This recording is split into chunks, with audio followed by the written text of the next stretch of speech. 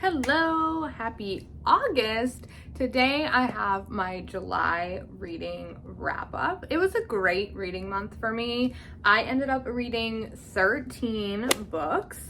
I had 2,506 total pages, and that does include any pages from DNFs, like however far I got.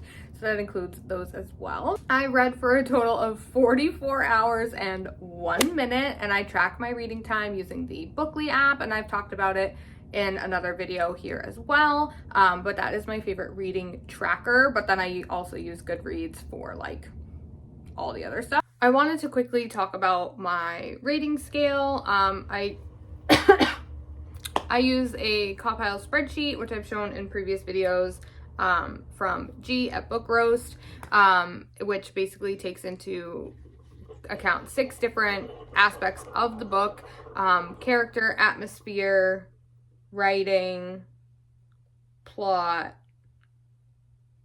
intrigue, logic, enjoyment. Not intrigue.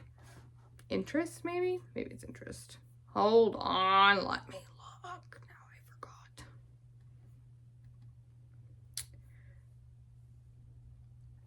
Characters, atmosphere, writing, plot, intrigue. I was right. Intrigue, logic, and enjoyment. So I take in, I rate the books on a scale of 1 to 10 in those 6 categories, and then Compile averages them out, which gives me a number out of 10, which you will have been seeing you will see in the upper right-hand corner. And then that is translated into a star rating. All of that to say, as a general rule, a 5-star book is a book that I would reread right now. Like, I finished the book and I would literally start it again right now. A 4-star book is that I would reread it in the future. I'm not like chomping at the bit to reread it right now, but I would absolutely read it again. A 3-star book is I enjoyed it enough to finish it, but I'm not sure that I would ever reread it. And then I pretty much never give a book 2 or 1 star. If I feel like it's a book that I can't finish, I don't finish it. And it's a DNF. So that's a little note about my rating scale. And I had 3 DNFs this month.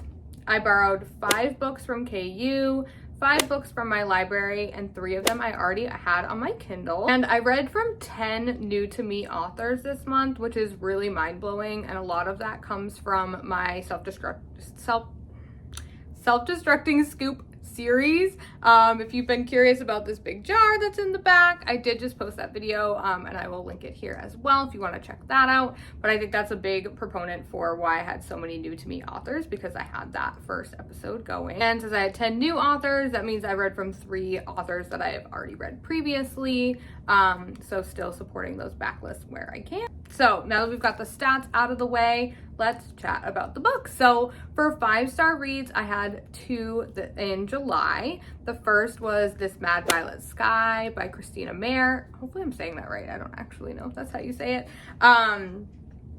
I absolutely loved how this book was written. Oh no, here comes Drogo, the troublemaker of the video. Here comes the dog.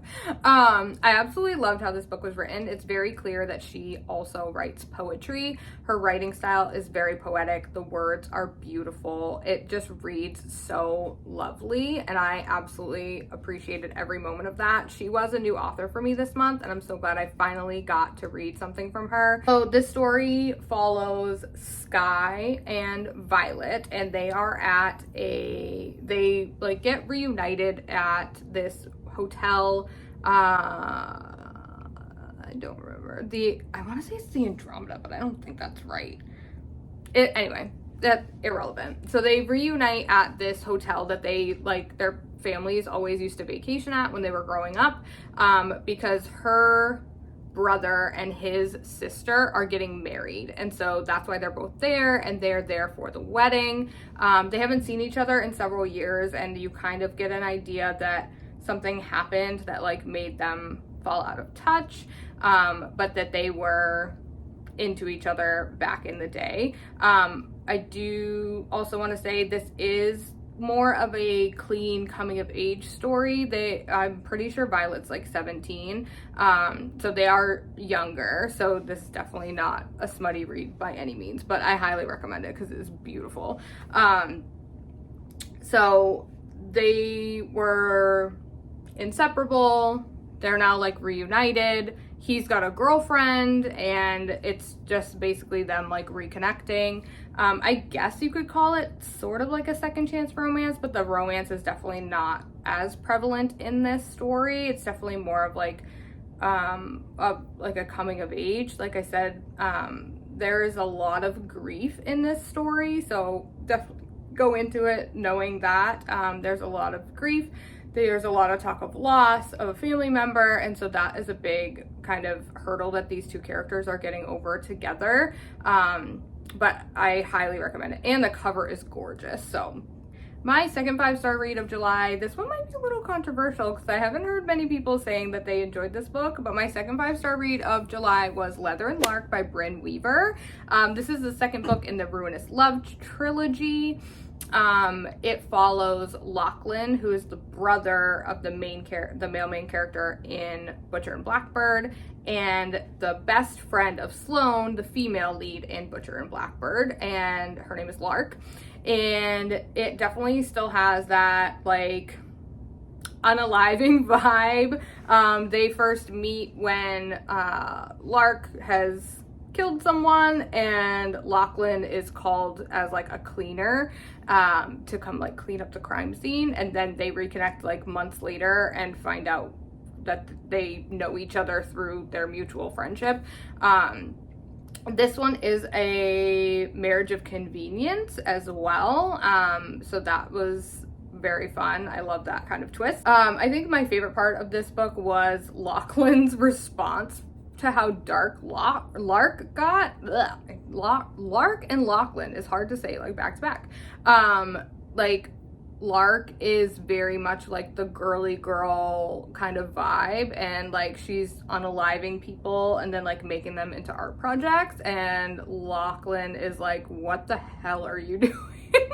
And I just really loved their dynamic. I thought it was really fun. I did also pair the audio with reading this on my Kindle, and I think that makes a big difference. The voice actor who played Lachlan had a crazy accent. It was so good, but it was also a little hard to understand at times. So I definitely recommend having the ebook or the physical copy on standby if you are doing the audio, because the accent is a lot for sure. But I had so much fun with it. This is also a duet narration, which means that the two narrators talk back and forth versus like when you're in Lark's POV, like normally the female narrator will like make the man voice. Yeah, that's not it. Like when Lachlan is talking to her, even if you're in her POV, it's his voice. And I think that just adds so much to the dynamic. And Butcher and Blackbird was the same way, and I think that's why I really, really enjoyed that audiobook as well.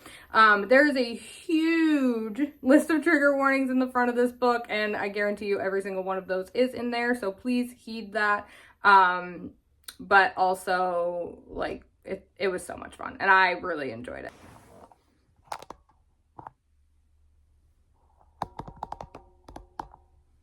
Sorry for the angle change. I needed to sit down. I was like kneeling and my knees were like, we are too old for this shit. So next up were my 4-star reads. I had 2 this month. The first one was If the Shoe Fits by Julie Murphy. It's the first book in the Meant to Be series, which is like a mixed, what do they call it? A shared world series. So each book is in the same world, but they're all different authors, is kind of what I'm trying to say. So the first book was If the Shoe Fits. It's Cinderella's retelling. It was so cute. It's like Cinderella meets The Bachelor, but like in modern day. I thought it was really fun.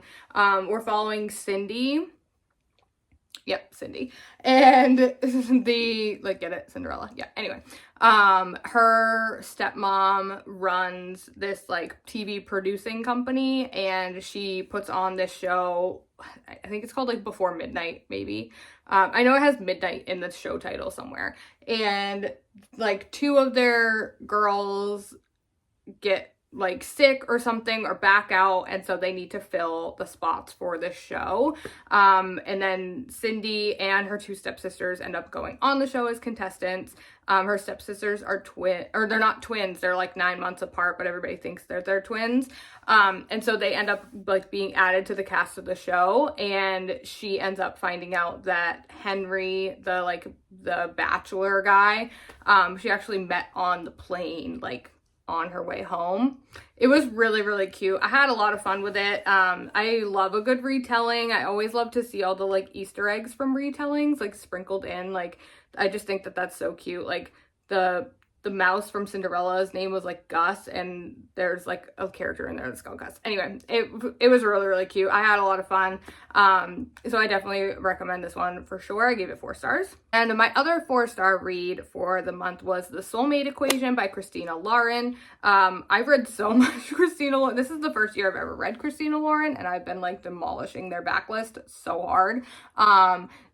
I read True Love Experiment, I think that's what it's called. Before this one, I didn't realize it was a duology. And I'm really glad that I did, because I low-key liked Fizzy better than Jess, the main character for Soulmate Equation. I just liked her personality a lot more. I found Jess to be not as enjoyable to read, but this story follows Jess and River. Jess is a single mom. River is the developer of this app that takes your DNA, and like it's like a dating app but with DNA samples. Basically, he found this like correlation between couples that stayed married for a really long time and like these specific genes in your genetics. Anyway, and they find out that Jess and River are like this diamond match. They're like a 98% match, and they basically ask her to go along with like pretending to be into him. I guess it's like sort of fake dating, pretending to like be with him to help hype up the app before its release. The story was really cute. River is very like mellow and quiet. And Jess is also kind of mellow and quiet, so the whole thing was just kind of mellow, which is fine. But I wanted a little bit more from it. It did definitely pick up towards the halfway mark, which you have to get there. That being said, I did pick up this book on 2 separate occasions. Once back in like May, but I couldn't get into it, and then I forced myself to get through it in July so I could finish the series. Overall, I still ended up giving it a 4-star, but it's definitely a little bit more of a slog than the sequel. And I don't necessarily feel like you need to read this one to read the other one. So if you're interested at all, I would read True Love Experiment because I liked it a lot more, and I preferred Fizzy as a main character. So I had 6 3-star rated books this month. In July, I had 6 3-star books. The first one was Liam by Daniela Brodsky, not sure how to say her last name. The 2 characters here are pushed together because they are the maid of honor and the best man at a wedding. I think it's her sister and like his friend, maybe, I don't know, some combination of that. Basically, we've got forced proximity. They also like low-key hated each other before, but now they're like absolutely infatuated with each other. Very heavy in the insta love, which is not my jam. I also found it a little unrealistic that they wouldn't tell their friend and sister, because it just didn't seem like those characters would be like upset about it. So I didn't really love that for like a conflict. Also, I feel like with something being so short and insta love, like that kind of conflict is just not necessary. But I did give it 3 stars. I did finish it. I don't think I'll continue the series because the whole series is all short insta love stories, and they're just not my favorite. I need the angst. It's what I'm there for. So that was my first 3-star read of July. My next one was Squeak by Vera Valentine. Okay, so my friend Sabrina and I, shout out to Modesto, are doing this sort of like, I don't want to call it a challenge, but we basically are on a mission to read the weirdest, smuttiest short novellas we can find. We call them bedtime stories. And so basically I've compiled a shelf on my Goodreads, and every month we have Tom, my husband, pick 5, and then we like sprinkle them throughout our reading month. And basically our goal is to just complete those 5 in the month. And so this is our first of those bedtime stories. So if you're a little confused as to some of the things that I'm reading, this is why. So we have Squeak by Vera Valentine, and we have Poppy, who is our female main character. She's an art student, and she's at the zoo one day, like sketching in her sketchbook or whatever, and she's like infatuated with the balloon guy, and he like comes over to like talk to her and ends up sometimes when I talk too much I yawn because I am not breathing enough. Anyway, he comes over to her. I can't remember which one he is. There's like one that's named Sebastian, I think, and one is something else. Anyway, and he's like, come with me to like the food stand or whatever, and she like meets this other guy. Well, come to find out, the 2 guys are like lovers, and they are also cursed to be balloon animals. They're cursed to be balloon animals. They like worked at the circus before, and this woman cursed them to be balloon animals, and so they're balloon animal shifters. And it's an MMF, which means that the 2 men have relations, and the female is also involved at some points. So it was weird. It was definitely weird, and like I'm okay with weird, but this one was weird in a sense that like it was a lot of build up, and then it like ended so fast, and I was like, what just happened? I don't understand. I also don't necessarily feel like there was enough build up with like her and them. It was more like about them, and she was just kind of like there. So yeah, it's definitely got a Omegaverse vibe. Like there's like sort of nodding going on, I guess. Their penises are balloons. Anyway, there's nodding like behavior, so it's borderline Omegaverse.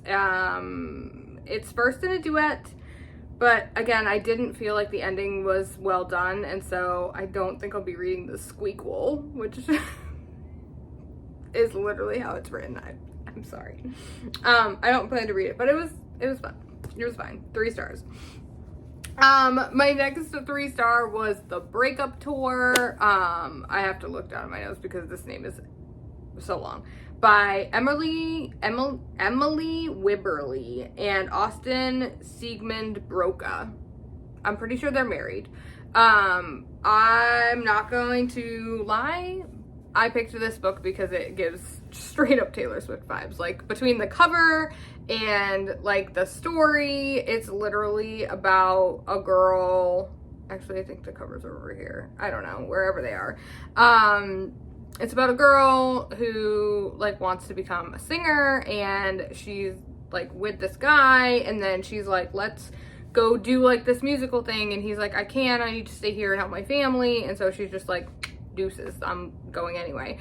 And so she leaves, and then years later she like becomes this big famous singer, and she is getting divorced, and her husband is basically like using her songs as like fodder for his like social media, as like, oh, like I'm so great, like she wrote this song about me, blah blah blah, to like hype himself up or whatever. And she's like, no, like I don't, no, you can't. So she goes back to like where Max, who's the main character, oh, her name's Riley, goes back to like where Max is, And she's basically like, I need you to come forward and like say that this song is about you. And he's like, no, but I will go on tour with you. And so they go on tour together. And there was like some good tension going on. But there wasn't enough of it to warrant how whiny I found Riley to be. There was the forced proximity as well, like they're staying in like a tour bus together.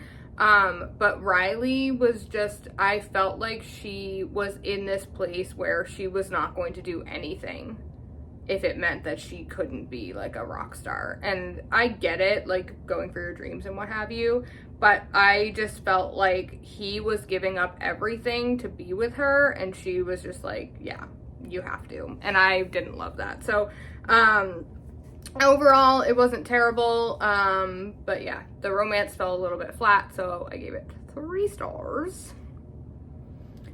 Okay, we are halfway through the 3s, and the next one is My Fault by Mercedes Ron. This one was turned into a film adaptation. It is, dubbed? No, dubbed. Yeah, it's dubbed.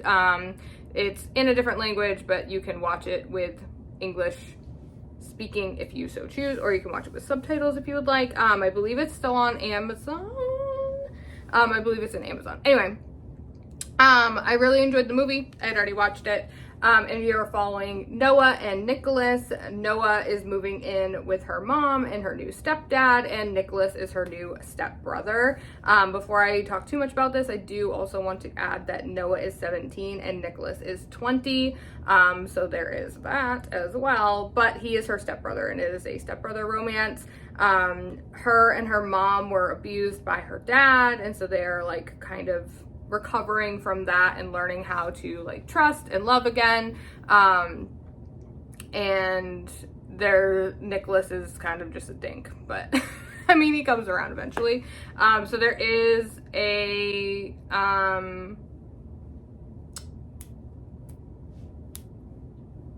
taboo taboo aspect with him being her stepbrother and the ages of the characters. It is a little bit fun. I did enjoy it. I liked the movie. The story's intriguing. There's some suspense going on. But I am not a huge stepbrother fan. Mostly, I just feel like it's like an excuse to do things you shouldn't. I don't know. So that may be why I didn't give it as high of a rating. I am planning to continue on the series though. It is a trilogy. It's My Fault and then like Your Fault and then Our Fault or something like that. I don't know. So I do plan to continue the series, but I gave this first book 3 stars. All right, the next 3-star read that I had was another bedtime story, and this one was Stiff by Thea Mason. This one was fun. I liked this one.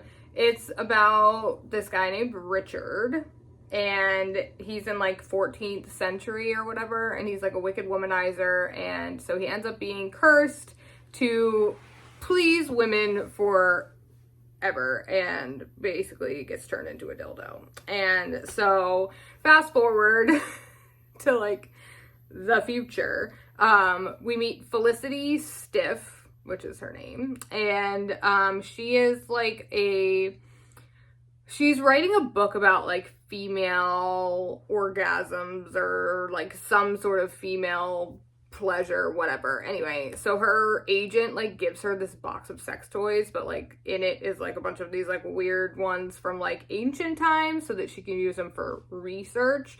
And Richard, aka Dick, is in this box, and she uses him, and that makes him come to life. And when he comes to life, the witch that cursed him also shows up and is like, listen, you broke the curse, but only a little bit. If you can like fall in love with her or like prove that you're not a dick, then you can stay Richard or whatever. And so yeah, that's how that goes. I found this one very entertaining. There is a trigger warning in this for non-consent, because when he is a sex toy, he doesn't consent to her using him, which I guess is a trigger. I don't want to downplay anybody's triggers, but I thought that was a little bit of a stretch because, I mean, he's an inanimate object. What is he supposed to do? He doesn't have a mouth. So, but that is in there. So if that's a no-no, if you ask your dildo for consent before you use it, good on you. Anyway, the last 3-star was Corny by Sabrina Cross. And this was another bedtime story, and it's listed as sapphic, but I don't necessarily agree that it was sapphic, mainly because there's not really any girl-on-girl action, because one of them is a crocheted candy corn hooker.